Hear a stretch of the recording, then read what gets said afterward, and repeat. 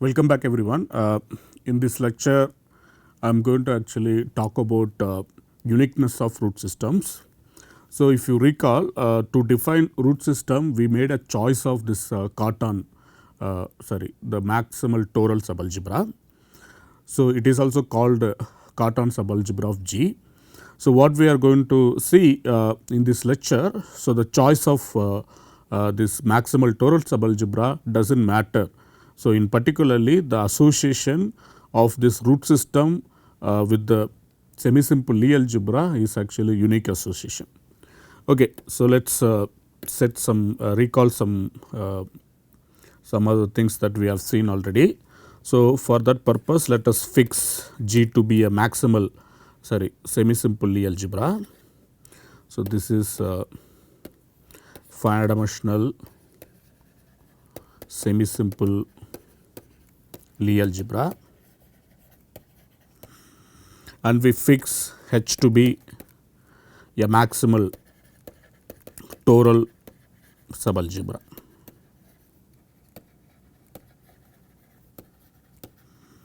Of G. So in particularly what we have, so if you take any element H inside X inside H, so then we know that add X acts on G semi simply. So that means, so the action of add X on G, so add X defines a map from G to G given by Y goes to X Y. So this map is actually diagonizable map. Okay. So this add X is diagonizable. So not only that, the subalgebra H is actually abelian. So in particularly, so the elements of H simultaneously acts on G diagonizably. Okay. So H is abelian. So add X, this family, entire family act on G semi simply. So this is something we already seen. So now with this action, so what we did, we actually looked at the root space decomposition of G with respect to this adjoint action of H. So we saw that we can write G as H direct sum G alpha, alpha coming from phi. So recall that H will become the centralizer of H inside G. So which is also zeroth root space.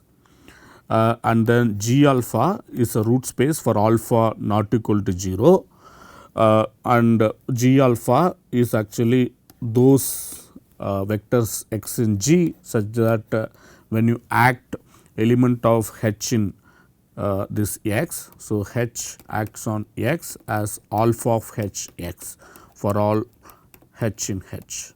So these spaces are called root spaces, and this is actually associated with this root alpha in phi, and this is actually called root space decomposition. So all these things we have already seen. So we also proved the root space decomposition with respect to some fixed maximal toral subalgebra. So in particularly, so with this choice of this maximal toral subalgebra, so with this pair GH, so we associated this root system phi. Okay. We also saw that this root system is indeed lies inside Q span of all the simple roots. So basically if you take span of this phi over Q, we called it EQ. So which is the Q span of all these roots. So then we saw that if you take E to be EQ tensor over R, so then this becomes Euclidean space. So this becomes Euclidean space, and in this space this phi sits as root system. So this sits as root system, as an abstract root system. Okay. So in particularly, so given this GH, so we associated this root system, and along the way actually like to associate this root system with G, we made this choice of H. Okay. Unless we say the choice of H does not matter, then this association will depend upon H, okay, which we do not want. So, that is what we are actually going to do in this lecture. Of course, it is a big theorem to prove that any given maximal Toral subalgebras, they are conjugate under some automorphism of G. So, which I am not going to prove in this course, okay. I will just assume this theorem. So, what is the theorem that we are going to assume? So, one can actually look at Humphreys for some inductive proof, okay. Again one can also look at this book by Roger Carter. The title is Lie algebras of finite and affine type. So, that book has a very nice proof using some algebraic geometry. So, because this proof of this fact which I am going to write down uses some non-trivial ideas that comes from algebraic geometry or very sophisticated ideas that comes from algebra.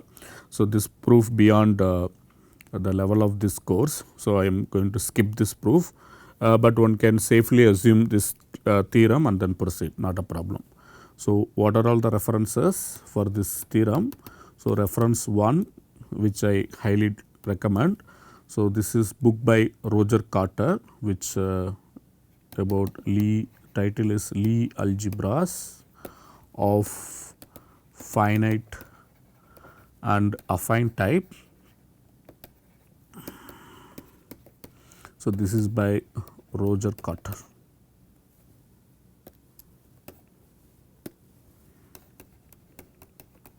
And again one can also look at this book by Humphreys.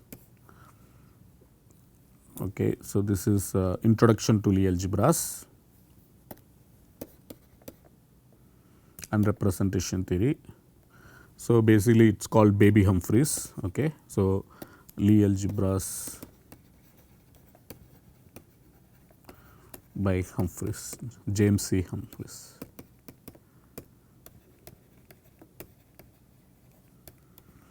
So, Roger Carter proof is geometrically motivated, but Humphreys proof is more algebraically motivated, but personally I would prefer actually Carter's proof. Okay, what is this theorem says? So, which is we are going to assume if you start with two maximal Toral subalgebras, let us say H and H dash. So, let H and H dash so be two maximal Toral subalgebras of G. Okay. So, G is as before finite dimensional semi simple Lie algebra. So, then what one can prove, there exists sigma which is from automorphism of G. Indeed it is comes from the inner automorphism of G, but anyway all we need is it is an automorphism of G such that, so this maps actually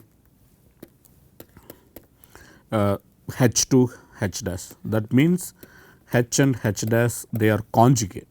So, H and H dash are conjugate under this automorphism sigma. Okay. So, that simply means H is mapped to H dash under this automorphism sigma. So, now once we assume this corollary, then what one can prove as a corollary.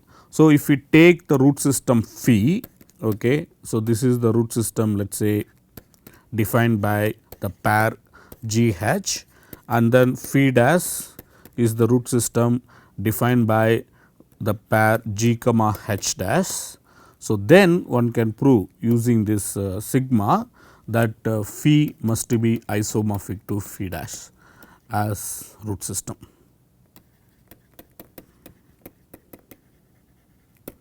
Again this isomorphism is induced by sigma. Okay. So, let us see how one can prove this corollary assuming this main theorem. Okay. So, that is not that hard actually if you recall. So, let us divide into two parts. So, you have this pair H and then G comma H, and then you have this pair G comma H dash. So, now you can see that if you have this automorphism that takes H to H dash, that you fix it. So, which is a map from G to G, and then G of H is actually mapped to H dash. So, what is the property of automorphism? So, sigma must be an isomorphism from G to G, which is also Lie algebra isomorphism. So, that means sigma of bracket x y must be exactly equal to sigma x sigma y for all x comma y inside G, and sigma is also an isomorphism as vector spaces. So, these properties are there for this sigma. So, now given this pair G comma H, you have a root space decomposition with respect to that. So, you can write G as G naught, so which is H, and then direct sum G alpha coming from phi. So, this is the root space decomposition of G with respect to the pair G comma H of G with respect to H. And similarly, you can write again G as direct sum of H dash direct sum G alpha dash, where alpha dash again comes from phi dash. So, this is phi dash is the root system with respect to G H dash pair. So, that means, so this is again root space decomposition of G with respect to H dash.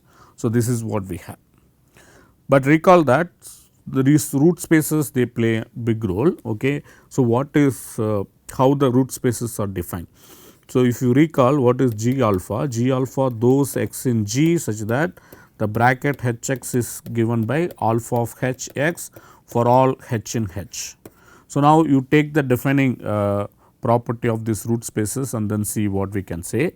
So, defining property, if you take x in G alpha and then H in H, so then we have, so the bracket H x is given by alpha of H x for all H in H, okay, that is what given. So, now if you apply this sigma automorphism on this, then what you get? You get sigma of this bracket H x, which is going to be sigma H sigma x, and then it is going to be on the right side alpha of H sigma of x. So, that means sigma H actually when it acts on sigma of x, that gives us alpha of H sigma x. Note that when H varies over capital H, then sigma of H varies over H dash. So, that in particularly you have something like this, H dash sigma of x is going to give us alpha of, okay. So, if sigma of H is H dash, then this is going to give us sigma inverse of H dash times this sigma of x, okay, and this is true for all H dash in H. So, that means this alpha sigma inverse, okay, you can see that this is element inside phi dash, okay, because phi dash is sitting inside H star, sorry, H dash star, okay. So, then you can just compose these maps and then see that because sigma is mapped from H to H dash, and then from H dash to C you have H to C you have alpha. So, if you take sigma inverse alpha, then you will get a map here, sigma inverse alpha gives you map here, and for example, you can denote that by alpha dash, okay. So, that means sigma induces map on this phi to phi dash, okay. So, basically what is the induced map? Induced map is taking alpha to alpha sigma inverse. So, let us call it sigma tilde. So, which is a map from phi to phi dash, it say takes alpha to alpha sigma inverse, which is we call it the image of alpha dash. Okay. So, in particularly you can see that this root space G alpha sigma inverse. So, all the root spaces are one dimensional. So, that means sigma of G alpha must be equal to G alpha sigma inverse, okay, as all the root spaces are one dimensional.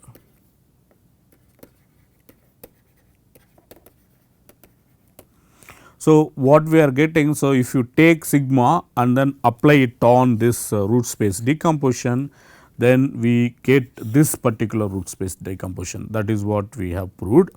Okay. And then because root spaces are one dimensional, so this individual root space is mapped to some root space here. So, that image we are calling it alpha dash, which is just given by alpha sigma inverse. So, now what is your Euclidean space that is involved? Recall the Euclidean space is defined as follows. Okay. We know that span of phi is nothing but h star. Similarly, here span of phi dash is given by h dash star. And what is your EQ? EQ is nothing but span of phi over q, and then what is E? E is nothing but EQ tensor R over Q. And then if you take the Killing form on H and then induce the Killing form on H star, so then that form is non-degenerate symmetric bilinear form, that is what we have seen. And if you restrict that form to this Q linear span of phi, then it is actually positive definite form. Then you are actually inducing from that form, you are inducing positive definite symmetric bilinear form on this capital E. That is how this becomes Euclidean space. And similarly, you can define what is this E dash q and then what is E dash here in this side. So, now you can easily see that this sigma induces isomorphism from H to H dash. So, now if you take if you identify H with H star using the Killing form, H with H star using the Killing form. So, then it is not hard to see then the sigma indeed induces isomorphism between H star and H dash star. Okay. So, the isomorphism is also given very explicitly. So, let us write down the isomorphism. So, you have isomorphism here from H to H dash. So, then you want to actually get isomorphism from H dash. So, this is the sigma. So, then you can easily define map from H dash star to H star as follows. So, you can simply take any functional, okay, from H dash to C. If this is the functional, then you compose with sigma. So, then that is going to give you map from H to C. So, that is the map that we are talking about here. So, that we call it the induced map. So, basically you start with F and then send it to sigma, F sigma. Okay. So, then it is not hard to see because this is an isomorphism. So, this is also an isomorphism. So, now what we want to say, so I will leave it to you to check, it is not that hard because the numbers that are involved in the definition of the action of H. Okay. For example, so the bracket H x is nothing but alpha of H x for all H in H and x in G alpha. So, using this we already seen that if you apply sigma, then the bracket sigma H sigma x is going to give you alpha of H sigma of x. So, in particularly if you call the sigma x is inside G alpha dash, so then you can see that this H dash acting on this sigma x is going to give you by definition alpha dash of h dash sigma of x, but this is also same as alpha h of sigma of x. So, that is going to tell us that alpha dash h dash is same as alpha of h. Okay. So, in particularly using this relation you can see that if you take this Cartan numbers, okay, they must be equal. Okay. So, recall what are all the Cartan numbers. So, the Cartan numbers are nothing but the bracket beta alpha, which is given by twice beta alpha divided by alpha alpha. This also has another way of writing using this action of alpha on h beta. So, this is something we already observed. So, alpha of h beta is given by twice beta alpha divided by alpha alpha. So, now because of this you can see that the Cartan number beta alpha is equal to alpha of h beta. So, which is same as alpha dash h dash beta dash. Okay. So, that means this is going to be exactly beta dash alpha dash. So, which is exactly sigma beta sigma alpha. Okay. So, this is something immediate from the calculation. So, that is because the isomorphism that is induced on this h dash star to h star. So, that actually respects the identification of h and h star via the killing form. Okay. So, basically what I want to say, you have h to h dash sigma and then you have the identification of h with h star. So, via the killing form, and then from h dash to h dash star you have identification via the killing form. Okay. So, recall that for example, this h to h star is given by t alpha goes to kappa of t alpha comma dash. Similarly, here alpha dash goes to kappa of t alpha dash dash comma dash. So, these are all the map that are given via the killing form. So, that you identify h with h star and h dash star h dash with h dash star. So, now you can see that by taking this composition. Okay. So, if you trace back from h dash star to h dash, so like this, and then go using sigma inverse, if you go h and then h star, then you get a map here. Okay. So, that is the map that is given here, f goes to f sigma. Okay. So, this is the map f goes to sigma f, okay, or f sigma, and basically we want to say this diagram commutes. So, this is something easy to check. So, you can just simply check it, not a problem. Now, using this you can conclude that again using this explicit action. So, basically, so these two are equivalent in some sense, because here we already have this alpha of h will be equal to alpha dash of h dash. So, basically that is what this diagram commutes means. Okay. So, then in particularly you get that the Cartan numbers that are involved, they are all same for both pairs beta alpha and sigma beta and sigma alpha.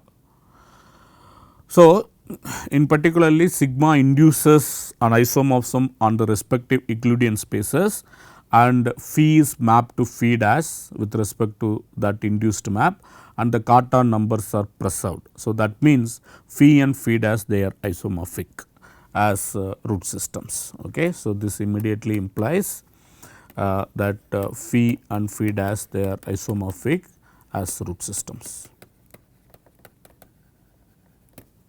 So, that means the association that we had from by choosing this maximal toral subalgebra to a root system. So, that does not depend upon the choice of maximal toral subalgebra. So, in particularly we have this map that actually maps G to this phi. Okay. So, this is from the isomorphism classes of finite dimensional semi-simple Lie algebras. So, the set of this isomorphism classes of finite dimensional semi-simple Lie algebras to the again the set of isomorphism classes of root systems. So, from this set to this set we are defining a map. So, that is given by G to phi, and we just verified this map is actually well defined map. So, this is well defined map. So, now what we are going to prove? We are going to prove that this map is indeed actually bijective correspondence. Okay. So, that means, so given given root system phi, so we will be able to construct the semi-simple Lie algebra G, and so if phi and phi dash they are isomorphic as root system, then the corresponding Lie algebras G and G dash also must be isomorphic. So, both these things we need to prove. Okay. So, so far we have proved that so this association is actually well defined. So, now it is easy to prove actually this map is actually injective. Okay. So, that is again a big theorem. So, let's write it as a theorem. So, what it says, so if you take phi is a root system coming from G. Okay. So, let us say phi is a root system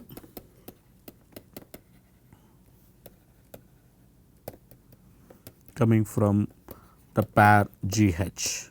So, anyway the pair does not matter, the H you can vary, but we fix the pair because phi is defined using the pair, and let us say phi dash is another root system again coming from another pair G dash phi dash, sorry G dash H dash.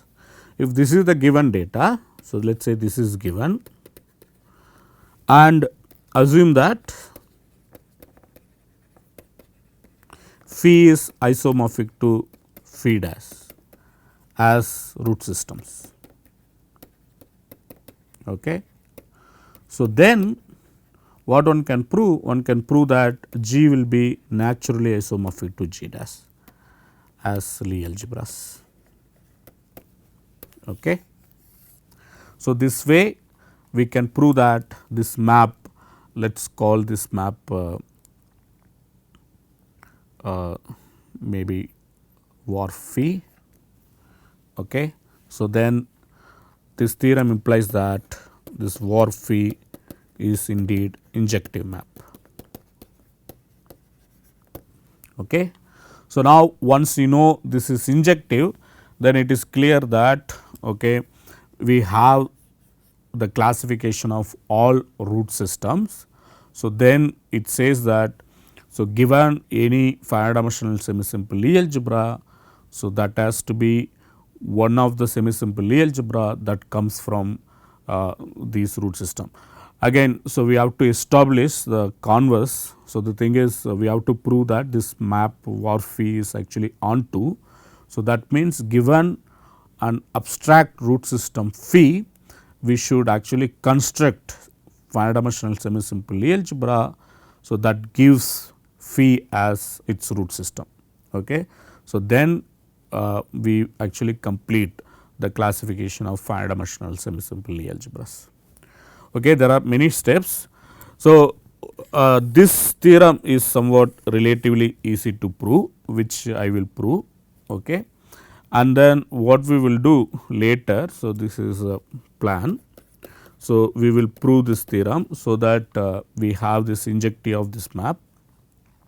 So, constructing again given root system to this corresponding semi-simple Lie algebra is somewhat involves ideas from some higher algebra. Okay. For example, one needs to know what is called presentation of Lie algebra and so on. Okay. So, that means actually it is not that pleasant to like construct semi simple Lie algebra from a given root system in one go. Okay, that requires little bit of work, but what we will do, okay, instead of listing like instead of constructing all these Lie algebras from given root system. So, first we will reduce to the irreducible root system. Okay, that will be the first step. So, that it will be enough to actually just construct simple Lie algebras. Okay. So, via this map phi you can actually prove that simple Lie algebras will be mapped to irreducible root system. So, which something I will prove.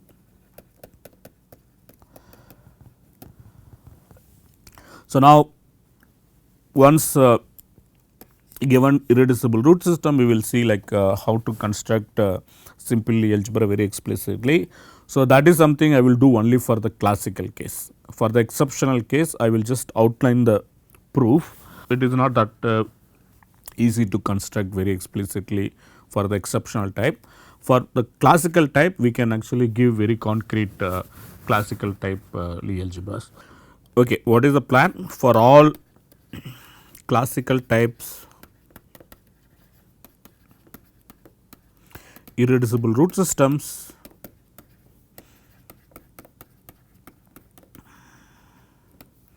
We will construct very explicitly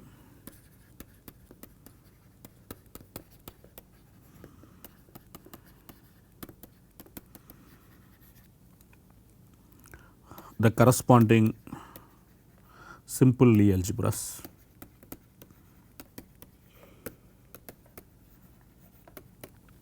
And then I will outline how to actually construct abstract semi simple Lie algebra from given root system. Okay. I will outline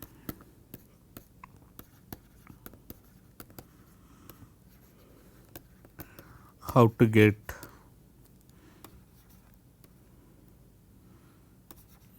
the abstract semi simple Lie algebra from given root system. So, this requires lots of work. Okay. So, I am not going to do it in this course. Okay, I will stop here. So, we will continue with this isomorphism theorem in the next class. Thank you.